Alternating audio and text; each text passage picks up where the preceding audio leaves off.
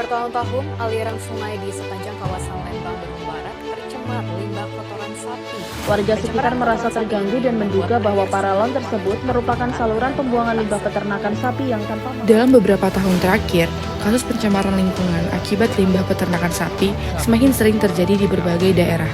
Contohnya seperti di Bandung Selatan, Sidoarjo, Jakarta Selatan, dan beberapa wilayah lainnya. Banyak warga yang mengeluhkan sungai di sekitar mereka berubah warna, berbau menyengat, dan udara jadi tidak lagi bersih. Bahkan, beberapa sungai menjadi tempat pembuangan limbah yang akhirnya dapat merusak ekosistem di dalamnya. Masalah ini sebenarnya muncul karena limbah peternakan sapi, bukan hanya air kotor biasa. Limbah ini mengandung zat organik dan senyawa kimia yang cukup kompleks. Di dalamnya terdapat nilai BOD, Biological Oxygen Demand, dan COD, Chemical Oxygen Demand, yang tinggi. Artinya, banyak zat organik yang sulit terurai dan berpotensi mencemari lingkungan. Selain itu, juga terdapat TSS atau Total Suspended Solid yang tinggi, amoniak yang beracun untuk makhluk hidup air, dan juga nilai pH yang tidak selalu netral, sehingga bisa mengganggu keseimbangan ekosistem. Dengan masalah-masalah tersebut, yang mana terus menjadi sumber pencemaran, limbah peternakan sapi ini dapat dimanfaatkan dengan pengolahan yang lebih tepat. Maka limbah cair tersebut bisa diubah menjadi pupuk cair organik yang bernilai dan juga ramah lingkungan. Dengan teknologi yang tepat, limbah yang mulanya dapat berbahaya ini bisa berubah menjadi produk ramah lingkungan yang bermanfaat untuk pertanian dan peternakan itu sendiri. Pupuk cair yang dihasilkan dari proses ini mengandung nutrisi penting seperti nitrogen, fosfor, dan kalium. 3 unsur utama yang sangat dibutuhkan oleh tanaman. Jadi, selain mengurangi pencemaran, solusi ini juga bisa memberikan nilai tambah secara ekonomi bagi para peternak. Untuk mengatasi permasalahan ini, kami menggunakan 3 metode utama dalam proses pengolahan air limbah. Yang pertama yaitu filtrasi. Filtrasi adalah proses penyaringan awal yang berfungsi untuk memisahkan padatan kasar seperti feses, jerami, dan sisa pakan. Adapun kelebihannya yaitu prosesnya yang cukup mudah, cepat, dan tidak membutuhkan teknologi tinggi. Kemudian adapun kekurangannya yaitu hanya menyaring partikel kasar, tapi tidak bisa mengolah zat organik yang larut seperti BOD dan COD yang sudah saya sebutkan. Yang kedua yaitu UASB atau Upflow Anaerobic Sludge Blanket. Metode ini menggunakan mikroorganisme anaerob yang hidup tanpa oksigen untuk menguraikan zat organik dalam limbah. Selama prosesnya, selain mengurangi zat pencemar, juga dihasilkan biogas yang bisa dimanfaatkan sebagai energi alternatif. Adapun kelebihan dari metode ini, efektif untuk menurunkan BOD dan COD, menghasilkan biogas yang bisa digunakan kembali. Adapun kekurangannya yaitu proses awal atau startup-nya yang membutuhkan waktu yang cukup lama, butuh pengawasan rutin karena sensitif terhadap suhu dan pH. Kemudian yang tahap ketiga ialah biofilter anaerob. Ini adalah tahapan lanjutan setelah UASB, di mana biofilter ini bekerja dengan cara mengalirkan air limbah melalui media berpori seperti batu apung, arang, atau plastik khusus yang dilapisi mikroorganisme anaerob. Mikroba ini kemudian akan mengurai sisa-sisa zat organik yang masih tersisa. Adapun kelebihannya, efisien untuk menguraikan zat pencemar lanjutan, kemudian hemat energi karena tidak membutuhkan oksigen tambahan, dan ramah lingkungan, serta bisa bekerja secara terus-menerus. Adapun kekurangannya, di mana kinerjanya tergantung pada kondisi media dan mikroorganisme, kemudian media bisa tersumbat kalau tidak dibersihkan secara berkala, dan juga tidak secepat sistem aerob dalam mengurai amoniak.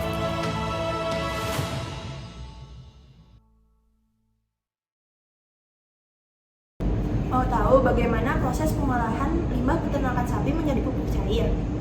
Yuk ikuti langkah-langkahnya. Setiap harinya, peternakan sapi menghasilkan limbah cair dalam jumlah yang cukup banyak. Limbah ini berasal dari berbagai aktivitas rutin seperti pemerahan susu, pemandian sapi, dan juga pembersihan kandang. Nah, semua limbah cair kegiatan ini kemudian dialirkan melalui saluran pembuangan yang terhubung ke pipa khusus. Limbah cair yang telah dialirkan melalui pipa-pipa kemudian masuk ke bak penampungan awal. Bak ini berfungsi sebagai tempat penampungan sementara sebelum limbah ini diproses lebih lanjut.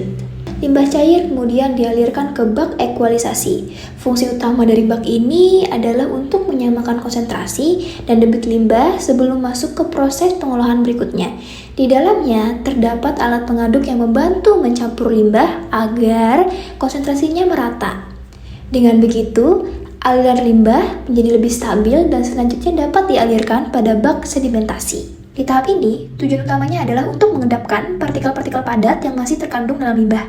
Limbah biasanya didiamkan selama beberapa waktu agar kotoran atau zat padatnya mengendap secara alami di dasar bak, sehingga cairan di bagian atasnya menjadi lebih bersih. Selanjutnya, limbah cair dialirkan ke bak filtrasi sederhana sebagai tahap penyaringan lanjutan. Di dalam bak ini, limbah melewati beberapa lapisan media penyaring, seperti serabut kelapa atau ijuk, pasir kasar, dan arang aktif. Lapisan-lapisan ini disusun dari yang paling kasar hingga yang paling halus, mulai dari penyaringan secara mekanis hingga proses penyerapan kimiawi. Tujuannya adalah untuk menyaring partikel-partikel halus, mengurangi bau, serta menghilangkan zat kimia tertentu dari limbah. Dengan urutan seperti ini, lapisan di bagian bawah tidak mudah tersumbat, dan air yang keluar dari proses ini sudah relatif jernih, tidak berbau, serta lebih stabil untuk diproses lebih lanjut secara biologis. Setelah melalui filtrasi, air masuk ke dalam bagian influen pada proses USB. Flow anaerobic sludge bucket atau biasa dikenal dengan USB merupakan salah satu teknologi pengolahan limbah cair berbasis proses anaerobik, artinya tanpa menggunakan oksigen. Sistem ini termasuk dalam tipe suspend growth, di mana mikroorganisme tumbuh tersuspensi dalam lumpur aktif. Air limbah ini dialirkan dari bagian bawah reaktor dan bergerak ke atas menggunakan pompa, melewati lapisan lumpur yang mengandung mikroorganisme anaerob aktif pada lapisan sludge bucket ataupun sludge bed. Disinilah terjadi pengurangan bahan organik yang terkandung dalam limbah. Selama proses berlangsung, zat organik dipecah menjadi senyawa yang lebih sederhana, menghasilkan gas metana dan efluen atau air, hasil olahan yang telah mengalami penurunan kadar pencemarannya. Reaktor USB juga dirancang untuk memisahkan gas, cairan, dan padatan secara alami. Gas diarahkan keluar, padatan kembali ke bawah untuk diendapkan, sementara cairan diteruskan ke proses berikutnya melalui bagian efluen. Setelah melalui proses di reaktor USB, air limbah dialirkan ke unit berikutnya, yaitu biofilter anaerob. Pada tahap ini, pengolahan dilakukan dengan cara mengalirkan air limbah secara perlahan melalui media berbatu, seperti batu kerikil atau batu split yang telah dilapisi lapisan mikroorganisme anaerob. Mikroorganisme ini tumbuh secara alami membentuk biofilm di permukaan batu dan berperan dalam memecah senyawa organik tersisa secara biologis. Dengan kecepatan aliran yang lambat dan tanpa kehadiran oksigen, proses penguraian ini bisa berlangsung secara stabil. Selain meningkatkan efisiensi pengolahan, biofilter juga membantu menurunkan bau dan memperbaiki kualitas efluen sebelum dialirkan ke unit selanjutnya.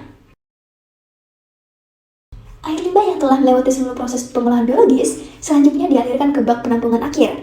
Disinilah air hasil olahan ditampung sementara sebelum digunakan lebih lanjut. Bak ini berfungsi sebagai tempat penampungan terakhir sebelum air dipompa atau disalurkan ke sistem vertigasi, yaitu proses penyaluran pupuk cair ke lahan pertanian secara langsung. Setelah ditampung, air limbah yang telah menjadi pupuk cair ini dialirkan ke lahan pertanian melalui proses vertigasi. Distribusi pupuk cair hasil pengolahan limbah tersebut dilakukan dengan menggunakan sistem sprinkler yang menyemprotkan pupuk cair secara merata ke seluruh permukaan lahan. Pada sistem vertigasi juga dapat dilengkapi dengan sensor kelembapan tanah atau sensor kadar air, yang dimana berfungsi untuk mendeteksi kapan waktu yang paling tepat untuk memberikan pupuk cair. Dengan begitu, pupuk diberikan sesuai kebutuhan tanaman, menghindari pemborosan, dan menjaga kualitas lingkungan.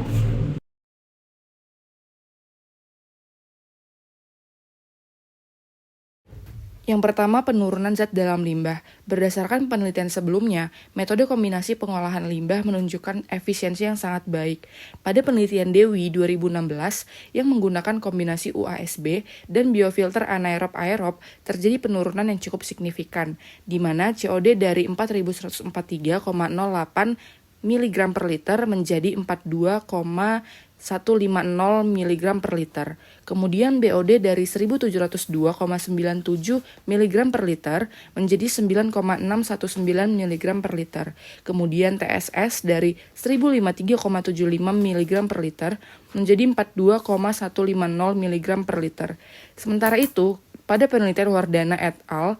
2021 dengan kombinasi filtrasi dan biofilter anaerob, efisiensi pengurangan zat pencemar juga termasuk sangat tinggi, di mana COD dari 201,4 mg per liter menjadi 25,31 mg per liter. Terdapat efisiensi sebesar 87,43%.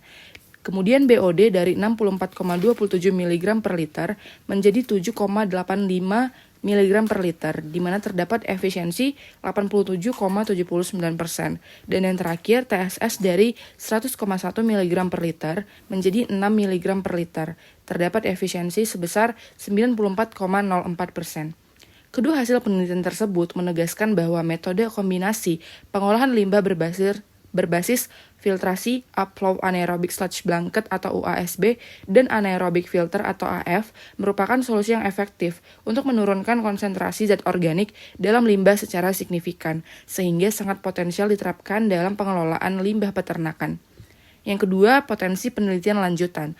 Perlu diketahui bahwa hasil dari rancangan ini masih berupa maket atau prototipe berskala kecil dan belum diuji cobakan dalam skala industri maupun peternakan besar. Oleh karena itu, penelitian lanjutan kami ini sangat diperlukan untuk mengoptimalkan berbagai aspek agar proses pengolahan limbah menjadi lebih aplikatif di lapangan. Dengan adanya proses pengolahan limbah peternakan ini, kami berharap agar limbah peternakan tidak lagi menjadi sumber pencemaran lingkungan, tetapi justru dapat dimanfaatkan kembali sebagai pupuk cair yang berguna bagi sektor pertanian. Sekian dan terima kasih kami dari kelompok 2. Terima kasih. Sedikit. Bye. Selamat